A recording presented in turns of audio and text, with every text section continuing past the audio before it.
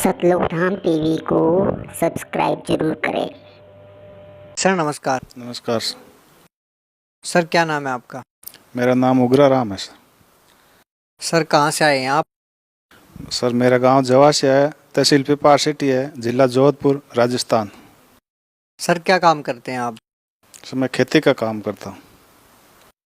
Sir संत रामपाल जी महाराज की शरण में आने से पहले आप क्या भक्ति साधना करते थे? सर हम जन्म से ही हमारे पिताजी व सभी हनुमान जी की पूजा करते थे और हम भी हनुमान जी की करते थे। सर संत रामपाल जी महाराज की शरण में आने से पहले जो भक्ति आप करते थे उनसे आपको क्या लाभ मिला?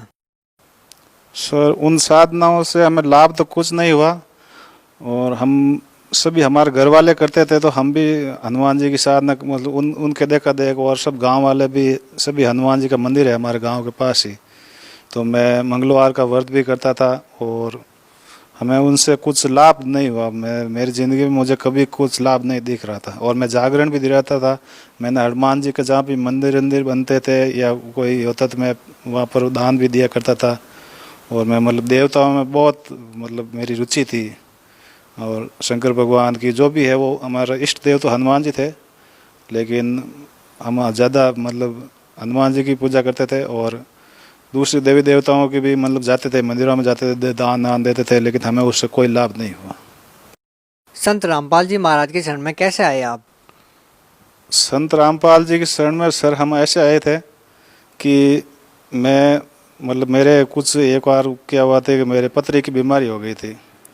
मैंने अस्पताल में सब दवाएं ली सी, मेरे उसके कुछ फ़र्क नहीं पड़ा था, और मैं बाद में किसी ने बोला कि बियर पिया करो, थोड़ा शराब पिया करो, उससे तेरी बीमारी चली जाएगी।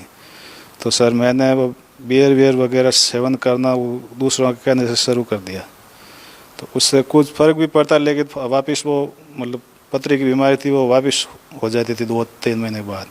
फिर मैंने ये बात है 2001-2 की है, उस समय से मैंने ये नशा पता शुरू कर दिया, बीमारी के कारण किया था। फिर बाद में मैं ज़्यादा पीने लगे थे, और कुछ दोस्तों की शरण में थे, तो ज़्यादा इसके आदी हो गए थे, और बाद में मैं अकेला भी पीने लग गया था, और आर्थिक स्थिति भी खराब होने लग गई थी, और बहुत ज़्यादा शराब पीने लगे, नशा, बीड़ी, सिगरेट सब शुरू कर दिया। तो एक बार क्या हुआ कि मेरे गांव के पास ही एक कोई भगत जी थे, मुझे नहीं पता था कि ये भगत जी है, या मैं उसके पास कोई काम गया था, कुछ पैसे का लेन देन था, वो गायें रखते थे, मेरे पास से चारा ले गए थे, उसके पास गए थे। तो उनके पास गया तो उनके पास एक सदगुरु रामपाल जी महाराज की फोटो लगी थी, तो मैंने उससे पूछा, आया ये कौन से तुम्हारे है गुरु जी है? कि ये तो उसने बोला ये रामपाल जी महाराज है, मेरे गुरु है। और मैं क्यों, ये कहाँ है? कि ये हरियाणा में है। और मैं वहाँ पर जैसे ही तंबाकू खाने लगा तो उसने बोला कि यहाँ तंबाकू नहीं खाना, मेरे गुरुजी का मना है। मैं क्या ऐसे? गुरुजी हमारे तो कोई संतों के पास जाते थे तो मना नहीं करते थे। क्या नहीं, हमारे गुरुजी का मना है। और उसने बोला कि तुम आपको भी ये छुड़वा देंगे, हम हमारे साथ चलो इशार। तो मैंने कहा ये कोई जर्दा है या शराब है, ये कोई छूटने की चीज़ें नहीं है, नशा तो हम तो आदी हो गए हैं। तो वो बोला कि छुड़वा देंगे आपको। मैं कि ठीक, देखेंगे, कभी चलेंगे।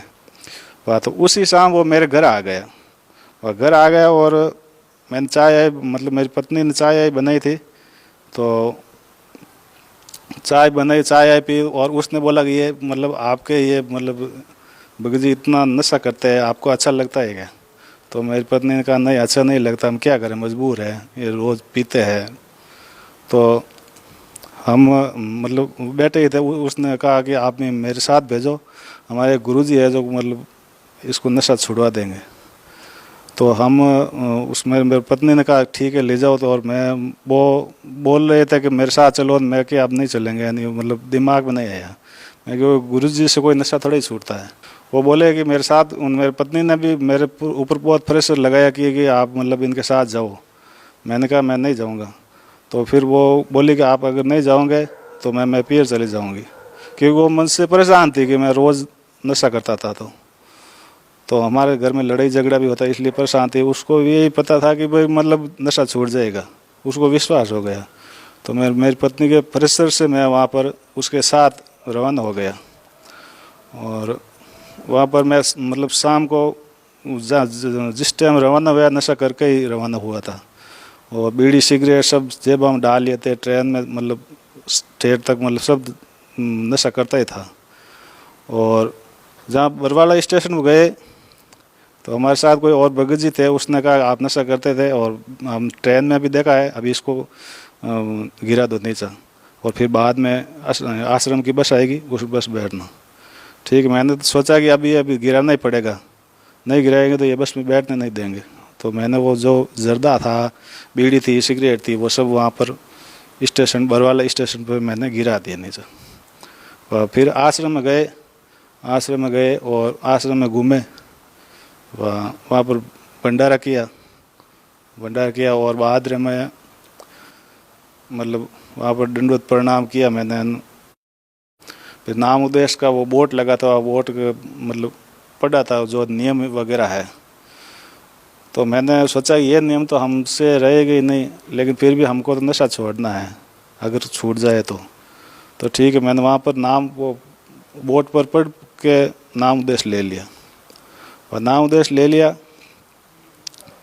बाद में वहाँ पर वो जो मंत्र दिया था गुरुजी का, वो मंत्र पढ़ने लग गया। उसको बोला था 108 बार पढ़ता बहुत ज़रूरी है, लेकिन वो मंत्र पढ़ता मेरे शरीर में इतनी तकलीफ हो गई कि मैंने नशा किया नहीं, 5-7 घंटे हो गए, बीड़ी पी नहीं, सिगरेट पी नहीं और शराब भी पी भी नहीं। तो मुझे शरीर में बहुत तकलीफ होने लगी। तो एक भगत जी थे मेरे पास, वो मेरे पास ही के गाँव के थे। उसने मैंने कहा यार मेरे बहुत तकलीफ हो रही है, मैं तो माथा बहुत मतलब दर्द कर रहा है, सर दर्द कर रहा है।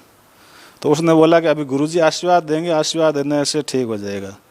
तो मुझे विश्वास नहीं हुआ, मैं कि आशीर्वाद देने से कैसे ठीक हो जाए, आशीर्वाद देने के से ही कोई ठीक हो सकता है क्या।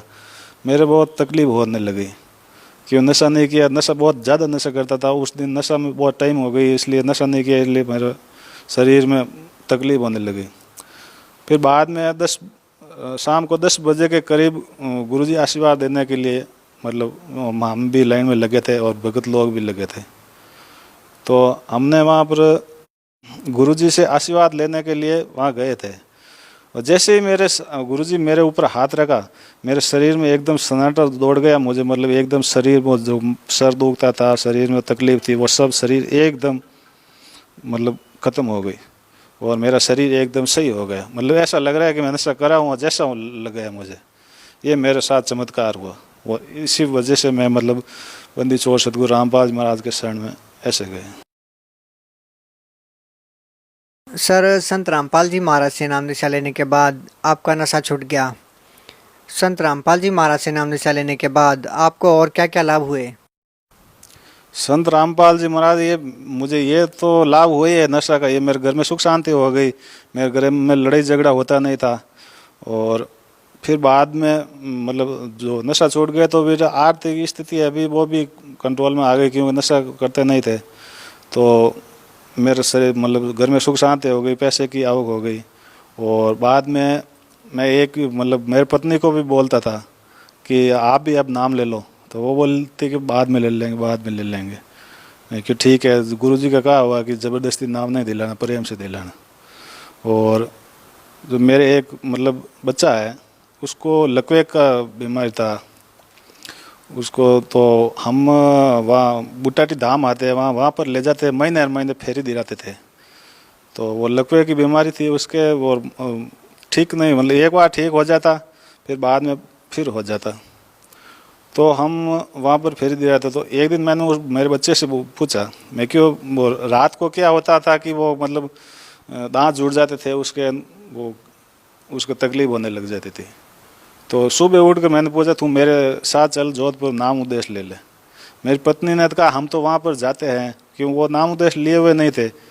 उसको तो उसने मुझे भेजा कि नशा छूट जाएगा, लेकिन उनको ज्ञान नहीं हुआ था, मतलब टीवी भी देखते थे और मतलब सही ज्ञान नहीं हुआ था।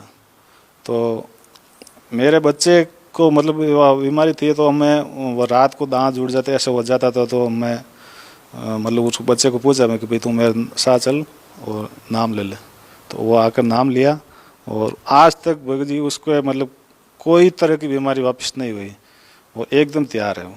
और भगत जी ज्ञान हुआ है, इस ज्ञान का लाभ हुआ है और मैं तो बहुत मतलब सुख इसमें शराब में इसमें ढूंढता था, क्यों आदत पड़ गई थी नशे में, बीड़ी सिगरेट में, इसमें सुख ढूंढते थे। लेकिन अब इतना सुख है मेरे, मैं आपको गिना नहीं सकता हूँ। मेरे घर में इतना सुख शांति है। मैं रात को पहले नशा करता तो रात को 12 बजे घर आता था, अब मैं कहीं बाहर घर से बाहर नहीं जाता हूँ। हम सभी बैठ कर करके सब सदस्य बैठ कर एक साथ खाना खाते हैं। मैंने इससे पहले कभी एक साथ बैठ कर खाना नहीं खाया था और मेरे बहुत सुख शांति है। और गुरु जी से मेरी यही आराधना है कि मेरे पर आशीर्वाद रखे और जो भी आर्थिक स्थिति है बाद में भी कोई है तो हमारे ऊपर बहुत आशीर्वाद रखना।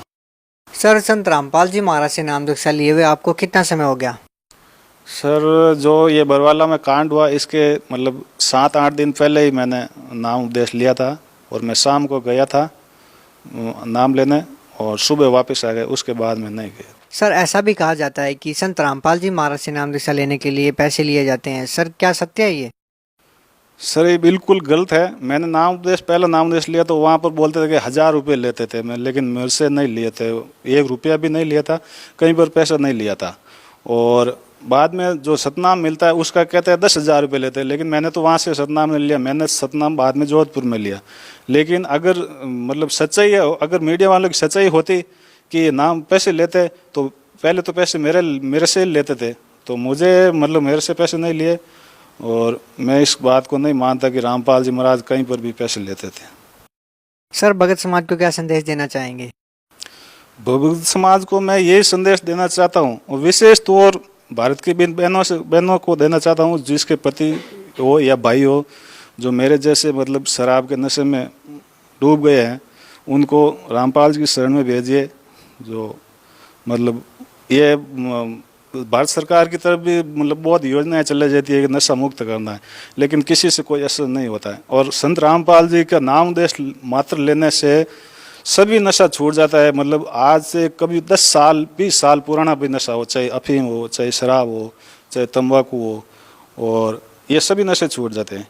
और अगर किसी ने माँ बाप ने नाम लिया है तो उसके बच्चे कभी नशा नहीं कर सकते, ये मुझे विश्वास है।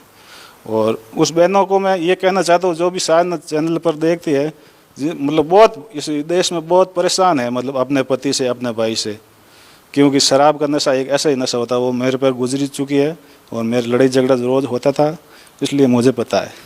तो आप जहाँ पर जो भी सुन रहे हैं, साधना चैनल देख रहे हैं, उनसे यही उम्मीद है कि आप ज़रूर भेजेंगे और संत रामपाल जी से नाम दे रहिए, आपके घर में सुख शांति आ जाएगी और नशा छूट जाएगा और भी बहुत लाभ मिलेंगे और मोक्ष प्राप्त होगी। सर, जो श्रद्धालु संत रामपाल जी महाराज से जुड़ना चाहते हैं तो संत रामपाल जी महाराज से कैसे जुड़ सकते हैं, कैसे नाम दीक्षा प्राप्त हो उनको, आप क्या कहना चाहेंगे?